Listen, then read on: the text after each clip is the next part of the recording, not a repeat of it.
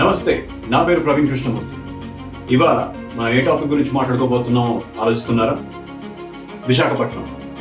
విశాఖపట్నం అనగానే మనకేం గుర్తొస్తుంది? కైలాసగిరి హిల్సా, బీచా, సింహాచలమా, లేకపోతే అరకు వ్యాలీ? ఇవేవి కాదండో.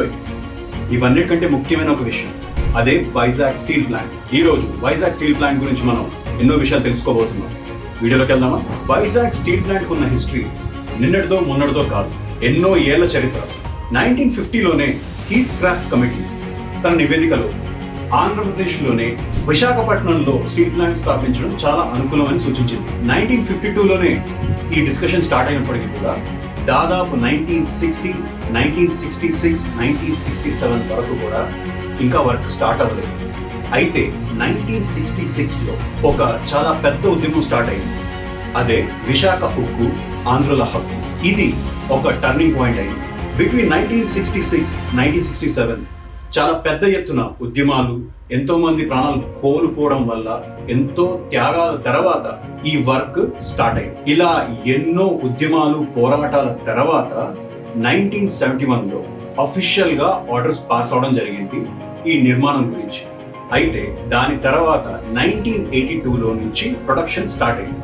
సో ఇంత హిస్టారికల్ ఇంపార్టెన్స్ ఉన్న వైజాగ్ స్టీల్ ప్లాంట్ నిర్మాణానికి ఇద్దరు ముఖ్యమైన వ్యక్తులు ఉన్నారు. వారే అప్పటి ఆంధ్రప్రదేశ్ ముఖ్యమంత్రి నీలం సంజయ్ రెడ్డి గారు మరియు అప్పటి మన ప్రధానమంత్రి ఇందిరాగాంధీ గారు. వీళ్ళిద్దరి చొరవతో ఈ వైజాగ్ స్టీల్ ప్లాంట్ అన్న ఐడియా ఇంప్లిమెంటేషన్లోకి వచ్చింది.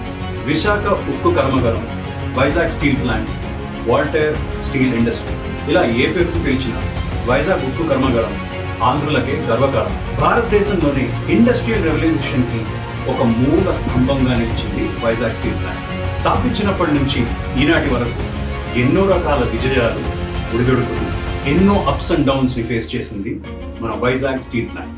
ఇలా ఎన్నో రకాల ఒడిదుడుకులు ఫేస్ చేస్తూ రాష్ట్రీయ ఇస్పాట్ నిగమ్ లిమిటెడ్ ఆధ్వర్యంలో తన కార్యకలాపాలను కొనసాగిస్తూ ఉంది. ఆ రోజుల్లోనే చాలా ఆధునికమైన ప్రాసెస్ ని వాడుతూ చాలా హై క్వాలిటీ స్టీల్ ఉత్పాదన కొనసాగించారు. ఇలా హై క్వాలిటీ స్టీల్ ఉత్పాదన జరిపిస్తూ ప్రతి సంవత్సరం 7.3 మిలియన్ టన్ స్టీల్స్ ప్రొడ్యూస్ చేస్తుంది వైజాగ్ స్టీల్ ప్లాంట్. అది మాత్రమే కాకుండా ఒక చోట ఒక ఇండస్ట్రీ వచ్చిందంటే ఆ చుట్టుపక్కల ప్రాంతం ఎంత డెవలప్ అవుతుంది. అలాంటిది ఒక స్టీల్ ప్లాంట్ ఎస్టాబ్లిష్ అయిందంటే ఆలోచించండి. సో స్టీల్ ప్లాంట్ లోనే డైరెక్ట్ గా దాదాపు 20,000 మెంబర్స్ పనిచేస్తున్నారు. అంటే స్టీల్ ప్లాంట్ డైరెక్ట్ గా 20,000 మెంబర్స్ కి ఎంప్లాయ్మెంట్ కలిగిస్తుంది.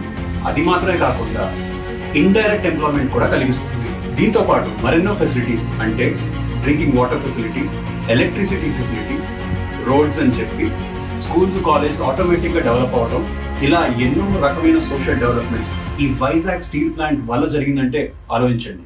ఇలా high quality and huge output generation తో పాటు ఎన్నో రకాల సోషల్ ఎకనామిక్ డెవలప్మెంట్ చర్యలు తీసుకున్న ఈ స్టీల్ ప్లాంట్ దాంతో పాటు ఈకో ఫ్రెండ్లీ ఇనిషియేటివ్స్ కూడా చేపట్టింది. ఎలా అంటారా? రీఫారెస్టేషన్ అంటే మళ్ళీ చెట్లను నాటడం. ఇలాంటి కొత్త కొత్త ఇనిషియేటివ్స్ వల్ల వైజాగ్ స్టీల్ ప్లాంటే ఇలాంటి ఎన్నో చర్యలు తీసుకొని ఎకో ఫ్రెండ్లీ నార్మ్స్ ఇనిషియేటివ్స్ ని ఇంప్లిమెంట్ చేయడం జరిగింది.